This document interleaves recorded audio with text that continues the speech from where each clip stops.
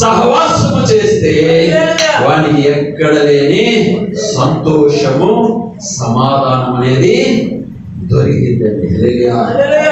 డబ్బులో లేదు సమాధానం, సంతోషం. ఈ భూ సంబంధమైనటువంటి వాటి ద్వారా మానవుడికి సంతోషం లేదు, సమాధానం లేదు. ఎందుకంటే దావీదు కుమారుడైనటువంటి సొలొమోను గారు కూడా దేవుని ఎరిగిన వాడే, గమనించుదా, దేవుని ఎరిగిన వాడే. కానీ అన్ని విధాలైనటువంటి ఇదిగో దావీదు వెళ్ళిపోయిన తర్వాత సొలొమోను రాజు అయ్యాడు, గొప్ప రాజు అయ్యాడు, ఆ రాజ్యాన్ని పరిపాలన చేస్తూ ఉన్నాడు. అన్ని విధాలైనటువంటి పనులన్నీ చేయటం ప్రారంభించాడు.